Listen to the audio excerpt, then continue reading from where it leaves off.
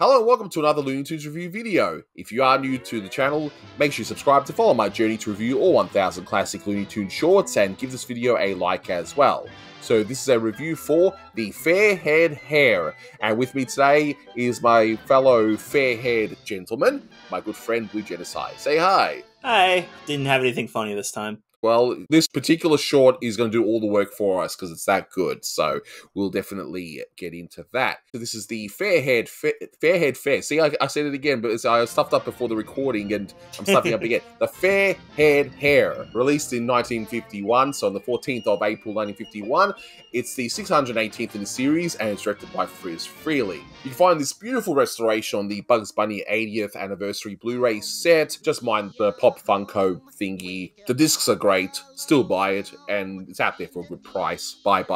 You know, use my link below in case you don't have it. The synopsis, it's not going to sound as interesting with me saying it, but I assure you it's a great cartoon. But essentially what happens is Yosemite Sam builds his house on top of Bugs Bunny's home, and so eventually the two of them battle out over who owns the land.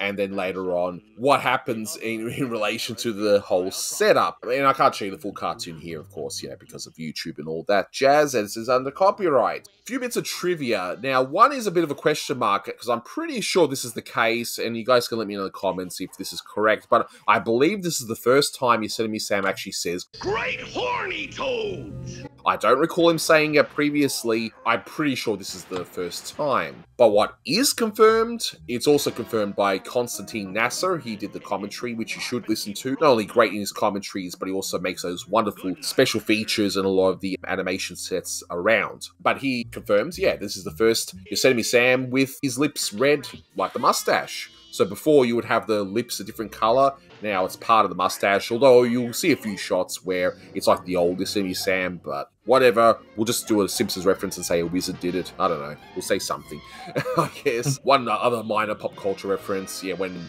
Sam mentions, "Well, what do you know? I got a cabin in the sky." That references the 1943 MGM movie, Cabin in the Sky. So there's that.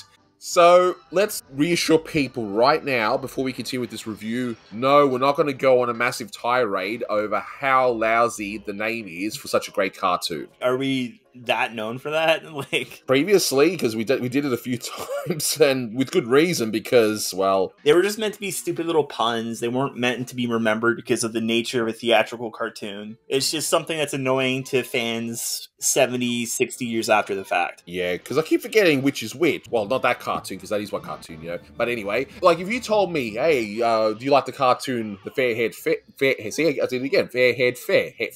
I want to try it. Fair-haired Hare. Yeah, so I try to say that 10 times, you know. I think it's a genuine tongue twister, at least for me. Maybe it's just because I'm Aussie, I don't know why. But anyway, but if you'd said to me, the Fair-haired Hare, so I'll say it slowly. If you said that title to me, I'll be thinking, oh, which one is that again? Because it's so generic. But again, we promised them we're not going to get into it. Let's move on, I think. Well, we already did. We'll move on to the fact that this is a wonderful cartoon. It is one of the better Yosemite Sams.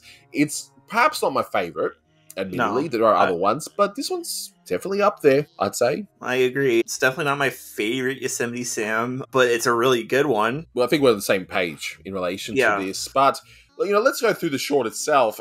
I love the opening, how you have the wonderful Home on the Range rendition by Bugs in the beginning. It sets it up all nicely. He's happy in his home, and I always get a kick out of Mel Blanc singing all these famous songs that are in the public domain and all that stuff. Where seldom is heard a discouraging word, and the skies are not cloudy all day. Gee, that house got built quickly.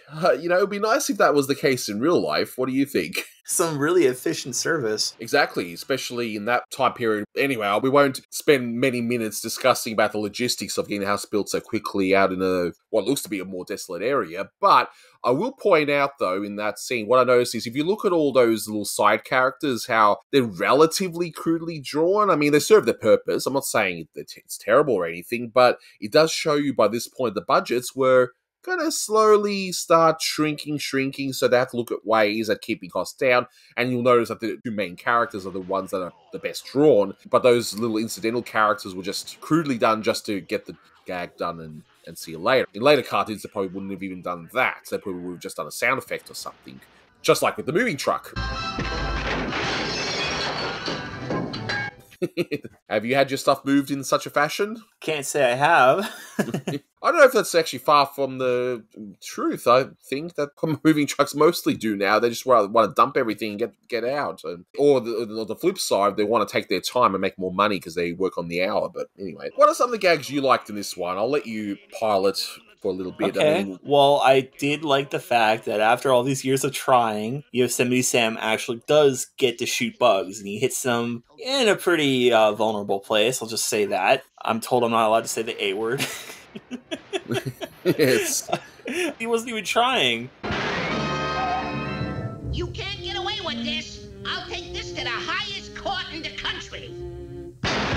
My favorite bit of the cartoon is the bit where it's late at night and Sam is trying to do Bugs in the middle of the night. Bugs will turn on the light and he pretends that he's trying to hammer the carpet down to keep the hammer down. So the next time Sam comes up, Bugs gives him the hammer, and the delivery.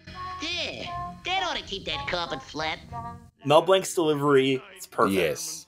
Exactly. And that particular sequence just reminds me so much of your typical Sylvester gag where it's like dun, dun, dun, dun, dun, dun, dun, dun, dun, dun, with Freeze's timing in there. And I guess they would have loved the fact that they saved a lot of money just having the animation silhouette and just the sound effects and that. But at least it served the purpose, and it's a great gag. I absolutely enjoyed it. Similar to the highest court gag. I should have picked the lower court. It was very Simpsons-like. Again, shout out to my good friend Manny Cruz, the Toonie tenor, who helps me on these videos, in case this is your first video. Wow, that's just, a gag you would see on The Simpsons, or at least in the earlier seasons. I mean... Yeah, I know, it's definitely a Simpsons gag, and I'm not the biggest Simpsons fan, at least compared to you or Manny. Yeah, honestly, the whole premise of the short, like when they go into the court and the judge tells them like straight up, well, you guys will have to share the property, and the first person that dies, the other one gets everything. That's a sitcom plot. Am I the only one that hears the Full House theme? Well, I don't want to hear the Full House theme. That show's terrible. Apologies to the Full House fans watching, but... Family Matters. There you go. There we go. Well, at least it's that one's not too bad before it became the Steve Urkel show. But we're not here to discuss that, of course. I actually love that poison gag. Like, do poisons always make such a big reaction when you add it to stuff? I mean, if I'm using some sort of poison to, I don't know, get rid of some ants or, that kind of stuff, it never reacts to anything. It's just boring, and the cartoons make it that poisons are somewhat exciting. When Sam realizes that he's drinking, like he's drank poison or whatever, he suddenly has like 30s, like Mickey Mouse 30s eyes. I don't know. Like all of a sudden he has those like 30s Pac-Man eyes. I don't know what that's about, but... I mean, speaking of which, that drinking gag is great, especially delivery of, it's good for you. It's good for you. When it comes to the carrot juice, I will say, I don't want to call it a flaw, I just felt that the cartoon just ends. I know that Sam's house goes away. I get it. I guess that's some sort of resolution there, but I felt like you needed something more. Does that make the cartoon bad? Of course not. But I don't know. Did you think it maybe needed something that little bit extra? I mean, I feel like the runtime's pretty good. I don't really have a problem with the way it ended. I would have liked a crash, I guess. Yeah, that's what I'm thinking. Like, maybe what if the house lands somewhere? I don't know. But look, it's fine. It's just a minor quibble. It's not even that big a deal anyway. And as such, look, I'm giving this one 8.5 out of 10. I really like this one. It's not a favorite of mine with Bugs and Sam, but hey, I like this one. It's just that I keep forgetting about it because of the name, and here I go again about it. But what would you rate this one? I would probably say about what you said, 8.5, maybe 9 out of 10, but I feel like 9 is a little high, so I'll go that. Maybe 8 3/4.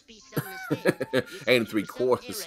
But just to finish off this video, we got to point out something really interesting, that both me and you, when we were watching this short, we both wrote the exact same note when Bugs looks at himself in the mirror, unshaven, just half asleep. We both thought is that pretty much me in the morning? And I can confirm, yes, that is pretty much me in the morning. And it has been ever since my kids were born. I felt like I was being mean writing that, but if you wrote it too, like... Yep, it pretty much is. It pretty much is. But In any case, we'll wrap it up here. Thank you so much for watching, and until next time, take care.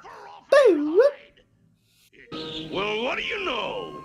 I got a cabin in the sky.